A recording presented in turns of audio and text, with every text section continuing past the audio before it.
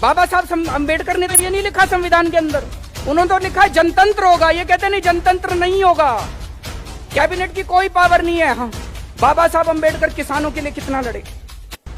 हमारी दिल्ली में सरकार बनी, किसानों को जमीनों का मुआवजा पहले मिलता था 53 लाख रुपए प्रति एकड़। 53 लाख रुपए में भाई साहब दिल्ली में कहीं जमीन नहीं मिलती। सारे किसान दुखी थे, कहते थे और औने पौने दाम में सरकार हमारी जमीन लेके बिल्डरों को दे देती है। हमारी सरकार ने आने के बाद किसानों का 53 लाख रुपए से 3 करोड़ कर दिया मुआवजा, 6 गुना कर दिया। उन लोगों को सावरकर पढ़ाने दो, आप दिल्ली के सारे स्कूलों में अंबेडकर साहब को पढ़ाइए। मोदी जी देश नहीं है, आरएसएस संसद नहीं है और मनुस्मृति संविधान नहीं है। आज ये देश कौन से संविधान से चलाने की कोशिश की जा रही है? बाबा साहब अंबेडकर के संविधान से या मनुस्मृति के संविधान से? हम ये बर्दाश्त नहीं करने वाले, ये देश ये बर्दाश्त नहीं करने वाला। बहुत सालों के संघर्ष के बाद, बहुत सालों की लड़ाई के बाद आजादी मिली थी और आजादी के बाद बाबा साहब अंबेडकर ने हमें यह संविधान दिया है। इस संविधान के लिए हम अपनी जान की बाजी लगा देंगे, लेकिन इस संविधान के विरुद्ध कोई काम नहीं होने देंगे। बाबा साहब अंबेडकर ने संविधान में लिखा है कि चुनाव होंगे, लोग चुन के आएंगे, जनतंत्र है। उस जनतंत्र के हिसाब से विधानसभा बनती है, उसके हिसाब से कैबिनेट बनती है और वो जनता की मर्जी के हिसाब से अपना काम करते हैं। पिछले 1 साल से आप देख रहे हो किस तरह से ये कह रहे हैं दिल्ली सरकार की पावर नहीं है, दिल्ली सरकार की पावर नहीं है, एलजी की पावर है, केंद्र की पावर है।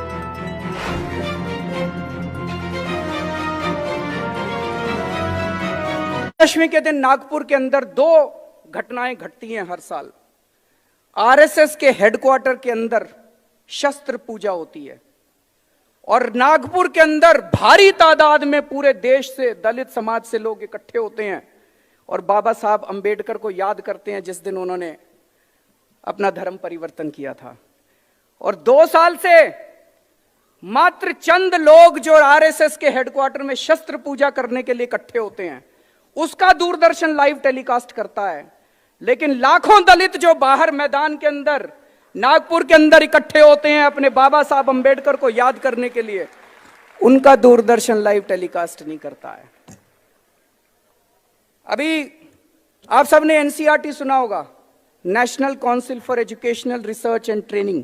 एनसीईआरटी उसकी जो राष्ट्रीय परिषद है, उस राष्ट्रीय परिषद के जो चेयरमैन है वो यूनियन एचआरडी मिनिस्टर होती हैं, स्मृति ईरानी जी उसकी चेयरपर्सन है। और उसके जो मेंबर होते हैं वो देश के जितने राज्य हैं, हर राज्य का शिक्षा मंत्री उसका मेंबर होता है। अभी पिछले हफ्ते उनकी मीटिंग हुई। मनीष सिसोदिया जी दिल्ली के शिक्षा मंत्री हैं, इनको वहां जाने का मौका मिला। ये वहां गए और लौटने के बाद ये पूरा किस्सा मुझे बता रहे थे कि उस मीटिंग में क्या हुआ। एनसीईआरटी की मीटिंग में इन्होंने बताया 5 मिनट, पहले 5 मिनट में जो उनका फॉर्मल एजेंडा था वो पूरा कर लिया और उसके बाद चर्चा शुरू हुई। उसमें कई बीजेपी शासित राज्यों के भी शिक्षा मंत्री थे। चर्चा शुरू हुई कि सावरकर को स्कूलों के सिलेबस में लाया जाना चाहिए कि नहीं लाया जाना चाहिए। मनीष ने उसका विरोध किया। आधा घंटा, पौना घंटा इसकी चर्चा चली कि सावरकर को स्कूलों में पढ़ाना चाहिए कि नहीं पढ़ाना चाहिए। जब मनीष ने विरोध किया, उनको लगा बाहर बात फैल जाएगी, तो स्मृति जी कहते हैं नहीं, इसको बात को यहीं खत्म करते हैं, हम नई शिक्षा नीति बना रहे हैं, उसमें डाल देंगे, इसको बाद में आपको बताएंगे इसके बारे में। मैं आज मनीष सिसोदिया से अपील करना चाहता हूं, उन लोगों को सावरकर पढ़ाने दो, आप दिल्ली के सारे स्कूलों में अंबेडकर साहब को पढ़ाइए।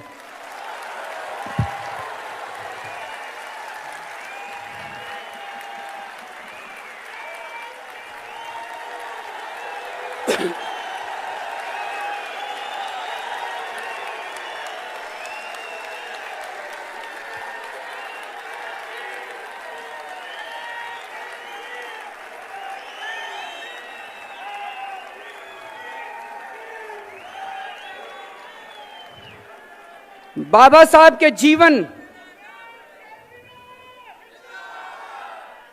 बाबा साहब के जीवन और बाबा साहब के विचार, बाबा साहब के संदेश, इनको विस्तार से आप दिल्ली के सारे स्कूलों में इसका सिलेबस तैयार किए और सारे स्कूलों के अंदर इसको पढ़ाने का इंतजाम कीजिए।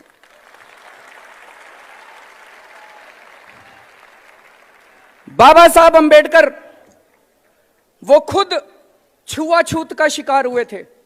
उन्होंने खुद ने अपनी जिंदगी के अंदर अन्याय बर्दाश्त किया था, इसलिए उन्होंने संविधान के अंदर रिजर्वेशन की व्यवस्था की थी।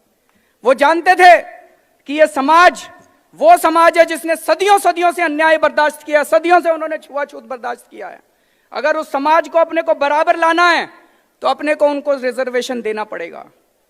आज मौजूदा सरकार, आरएसएस के प्रमुख कहते हैं रिजर्वेशन के ऊपर पुनर्चर्चा होनी चाहिए। प्रधानमंत्री जी कहते हैं हम रिजर्वेशन के पक्ष में हैं। किसको बेवकूफ बना रहे हैं? चित भी मेरी पट भी मेरी।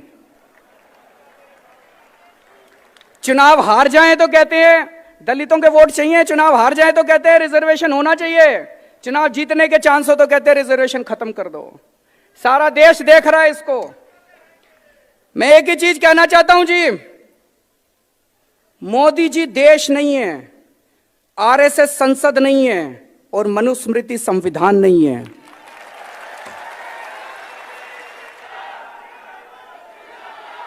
आज ये देश कौन से संविधान से चलाने की कोशिश की जा रही है? बाबा साहब अंबेडकर के संविधान से या मनुस्मृति के संविधान से? हम ये बर्दाश्त नहीं करने वाले, ये देश ये बर्दाश्त नहीं करने वाला।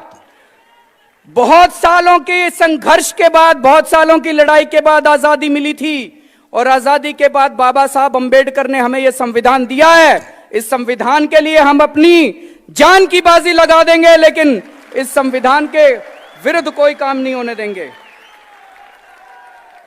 आज इन्होंने संविधान के परखच्चे उड़ा रखे हैं। इन्होंने अरुणाचल के प्रदेश के अंदर सरकार तोड़ दी, खरीद लिए, सरकार तोड़ दी, सरकार गिरा दी। बाबा साहब अंबेडकर का संविधान तो ये नहीं कहता। बाबा साहब अंबेडकर संविधान कहता है चुनाव लड़ो, जीत के आओ। चुनाव लड़ने की ताकत नहीं बची अब सरकारें तोड़ेंगे, सरकारें गिराएंगे। अरुणाचल प्रदेश की सरकार तोड़ दी, उत्तर प्रदेश की सरकार तोड़ दी, दिल्ली के अंदर चुनी हुई सरकार है।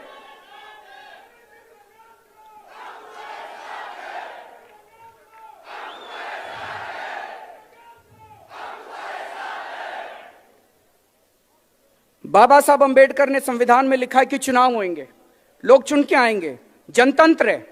उस जनतंत्र के हिसाब से विधानसभा बनती है, उसके हिसाब से कैबिनेट बनती है और वो जनता की मर्जी के हिसाब से अपना काम करते हैं। पिछले 1 साल से आप देख रहे हो किस तरह से ये कह रहे हैं दिल्ली सरकार की पावर नहीं है, दिल्ली सरकार की पावर नहीं है, एलजी की पावर है, केंद्र की पावर है। बाबा साहब अंबेडकर ने तो ये नहीं लिखा संविधान के अंदर, उन्होंने तो लिखा है जनतंत्र होगा। ये कहते नहीं जनतंत्र नहीं होगा, कैबिनेट की कोई पावर नहीं है। हाँ, बाबा साहब अंबेडकर किसानों के लिए कितना लड़े।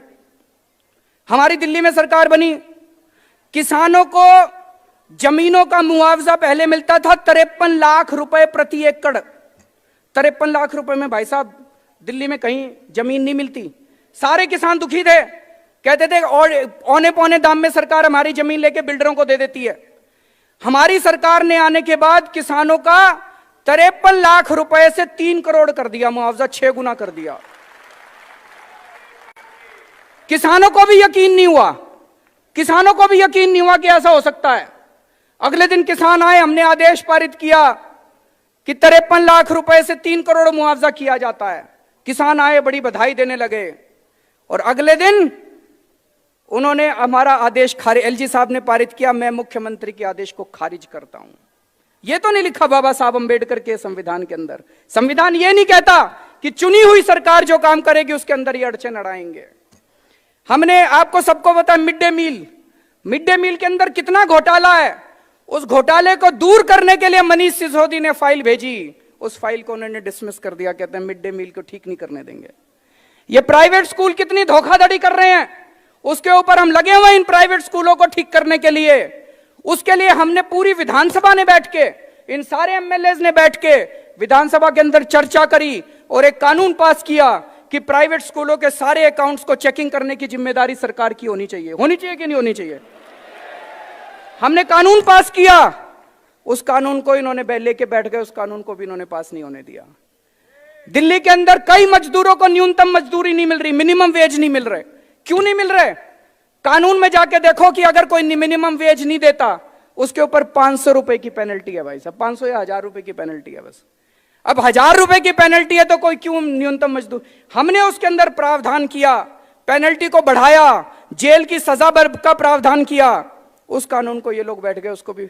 मैं ये कहने की कोशिश करता हूं कि एक चुनी हुई सरकार है दिल्ली के अंदर, उस चुनी हुई सरकार को ये काम नहीं करने देते जो जनता की भलाई के लिए काम कर रही है, जिसको ऐतिहासिक मैंडेट मिला है, जिसमें इनकी पार्टी का सफाया हो चुका है, उसके बावजूद भी इस सरकार को काम नहीं करने देते। ये बाबा साहब अंबेडकर के संविधान